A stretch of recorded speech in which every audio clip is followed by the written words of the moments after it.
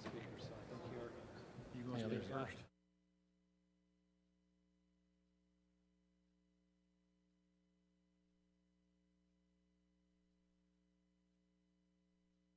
There he is. Yeah. Come on up, Speaker.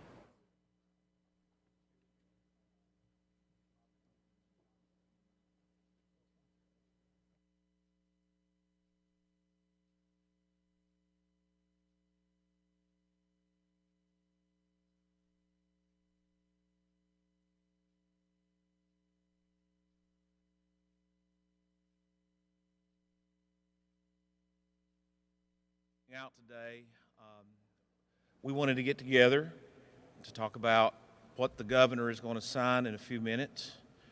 We have taken, since the last 4 weeks and 2 days, a lot of time having discussion among Republicans and Democrats, House and Senate, working on a bill that was just enrolled in both chambers and has been delivered to the governor. I cannot say enough about the cooperative nature that we have worked under in these past few weeks and the discussions that have been taking place with one objective in mind: taking care of the Kentucky citizens that were most recently hurt in eastern Kentucky and continuing our efforts from that which happened last December in western Kentucky. I want to make this clear, particularly towards eastern Kentucky, but as to western Kentucky. Certain things have become ripe for action, and I believe it incumbent and critical for the press to be involved in this, such as the loss of revenues for the school systems due to the reduced tax value of the property, where you lost a house and you only had the land, and therefore $85 million of taxable property values were lost, like in Warren County. That's not going to happen just yet in eastern Kentucky, but it will. So we had to step back and make that correction. But now what we have to do, and what needs to get conveyed, is that we have to get people in appropriate housing, and there are monies in this bill and in the prior budget to deal with that issue now. There are communications going to get that temporary housing, and I know the governor has updates on how they are moving and how fast they are moving and where they are coming from.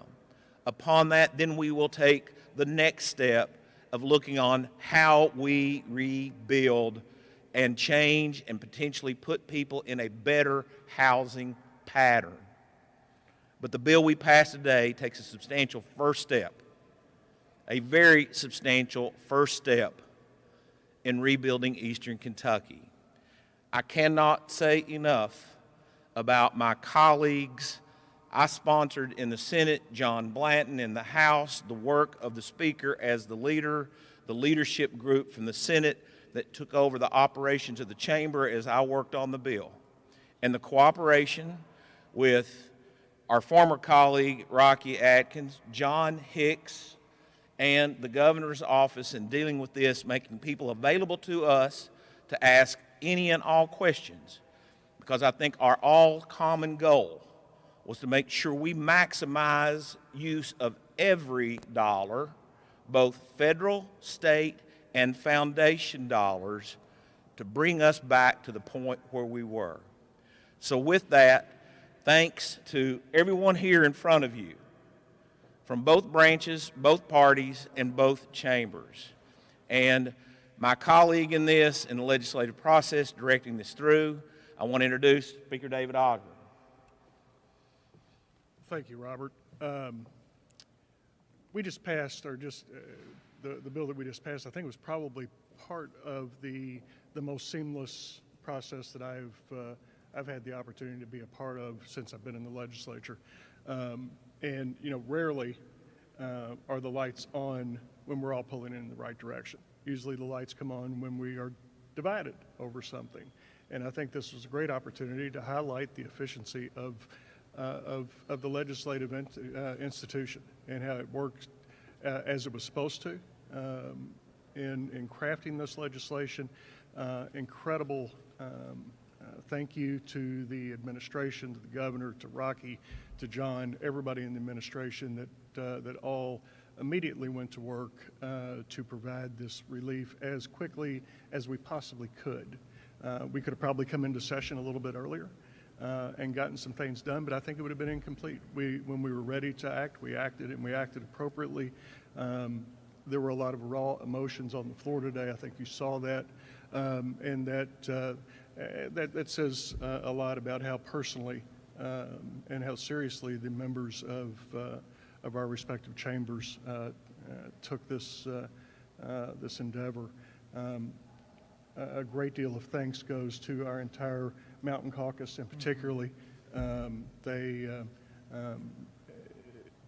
the few minutes that they took away from working on the ground in their districts. They were pulling together to help coordinate this effort, and so very proud of the efforts that they put forth.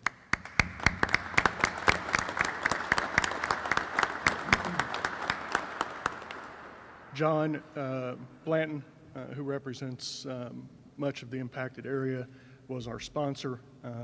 Not only does he represent impacted areas, but also as the chair of the Mountain Caucus, and it was a privilege to have him carry this piece of legislation. John?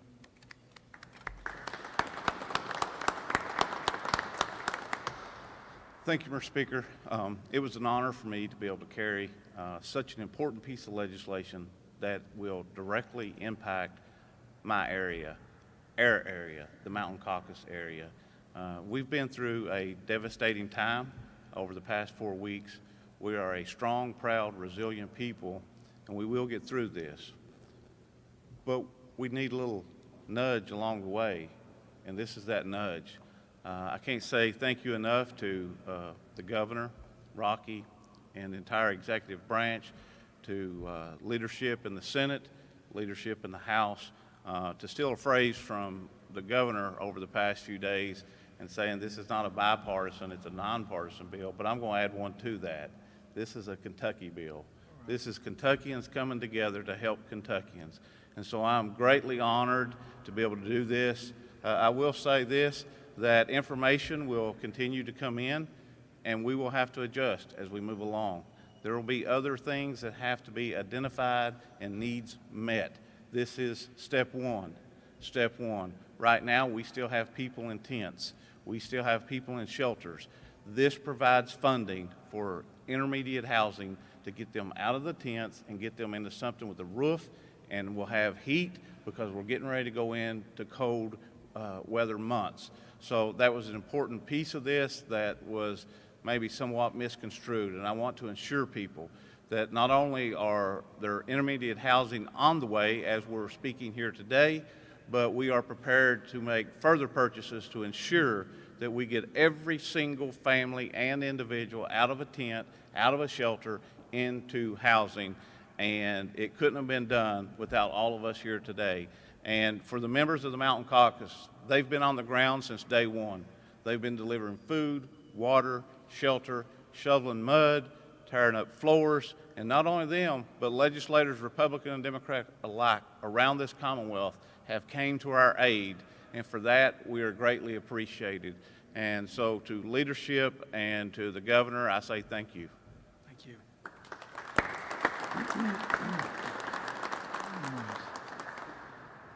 So nearly 1 month ago, almost to the day, Eastern Kentucky was hit by what would be the deadliest, most devastating flooding event that we have ever experienced. We lost 39 of our fellow Kentuckians. 2 more remain missing, and thousands have lost everything at such a profound level. It's almost changed how you feel when you hear that phrase. From the beginning, the executive branch and the legislative branch have been working seamlessly. Members, especially of the Mountain Caucus, have been communicating with us in real time at the EOC, and we have been reacting and responding to what they have seen on the ground, and I know that our response has been better because of that information, because of their ideas, and because of an ability to communicate and hopefully get the word out where help is and how to access it. Since the very beginning, this has been one of the greatest examples I have seen of nonpartisanship, of just simply caring for your fellow human being and living out our shared faith and values.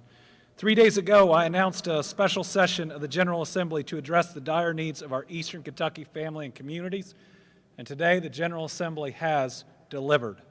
We stand here together in your Capitol Rotunda, and we stand united. We stand united in our love and compassion for everyone who lost someone during these floods. And we stand united in our purpose to help the people of Eastern Kentucky rebuild their lives and rebuild their communities, with this special session only being one piece and one step of what it's going to take to make that a reality. In just a few minutes, I will sign into law the Eastern Kentucky State Aid Funding for Emergencies, or EK SAFE. I want to say at the top here that none of this would have been possible without Senate President Robert Stivers, House Speaker David Osborne, all the majority and the minority leadership, every single one of the Mountain Caucus. But I think, as you've seen in this session, everybody just showing up to do the right thing, loving our neighbor as ourselves, remembering that Eastern Kentuckians are Kentuckians. And Eastern Kentucky was there for Western Kentucky when Western Kentucky needed it, and Western Kentucky has been there for Eastern Kentucky as well. The next 6 months are going to be crucial for the people of Eastern Kentucky, but the rebuilding won't end there. In fact, much of the rebuilding likely won't start until near the end of that period. We are still in a stabilization phase where we have got to ensure housing for especially the next 6 months, and we've got to work on long-term solutions. I'll mention that in a minute. So just as a recap, EK SAFE does several things to spend the $212.7 million in aid to the region. How about this? 1 month after this flooding, state legislature has now provided $212 million to help in the next 6 months.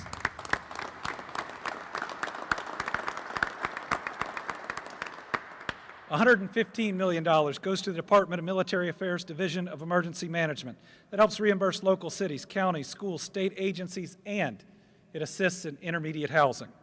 $45 million will go to Kentucky's Transportation Cabinet for the highway budget. This will allow us to leverage more dollars to fix roads and bridges.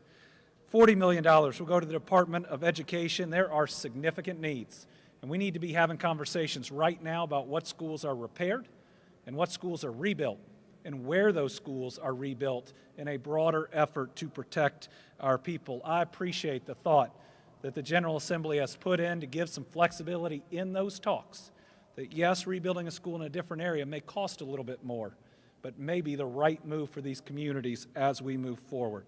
And then nearly $12.7 million of ARPA funding will help us with water and sewer and infrastructure. And when we look at long-term needs and long-term housing, we got to have water there, we got to have power there, we got to have the roadways there. So what I know that this bill does is help us to purchase and move forward with intermediate housing. For us, a lot of that is travel trailers.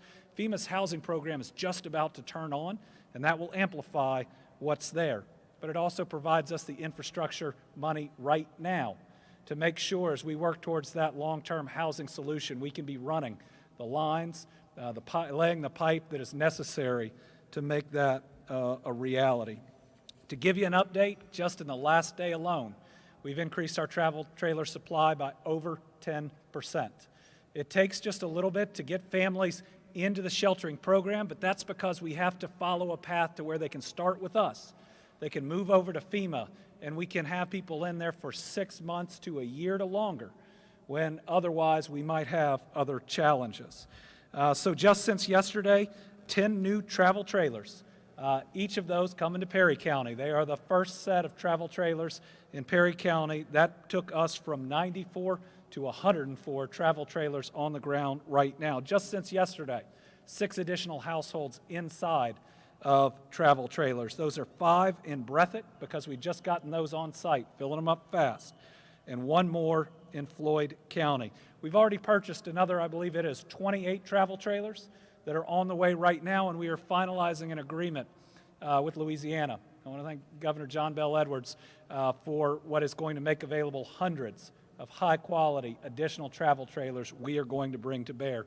You are going to see increases day in and day out in a way to where we can stabilize our folks as we move towards a longer-term solution. And I know everybody here, just like me, is pushing FEMA to do more.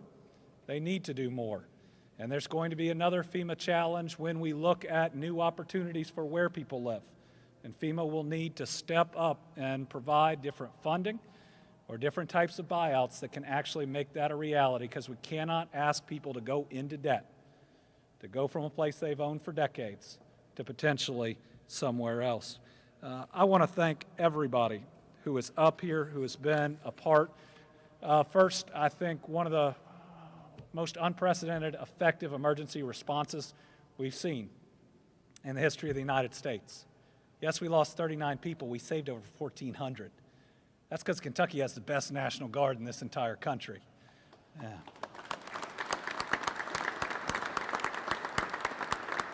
And we'll give Tennessee and West Virginia 2 or 3 because they came to our aid.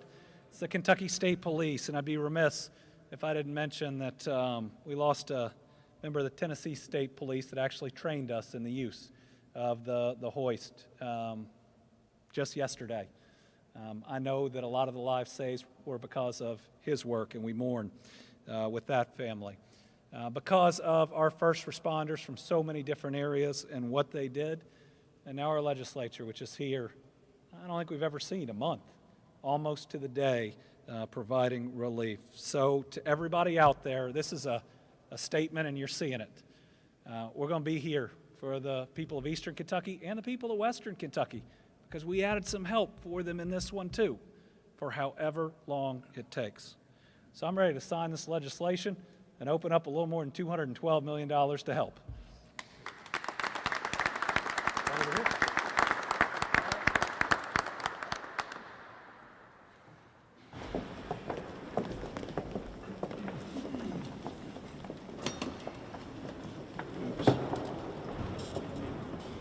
This guy right here.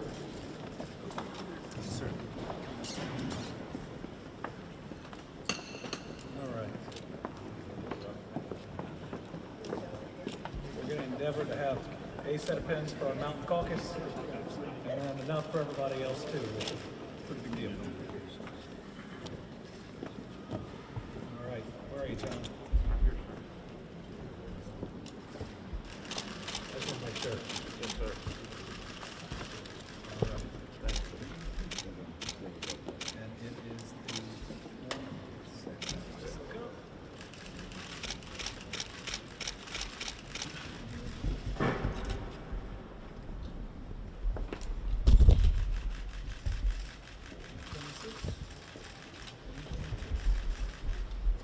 Congratulations, everybody.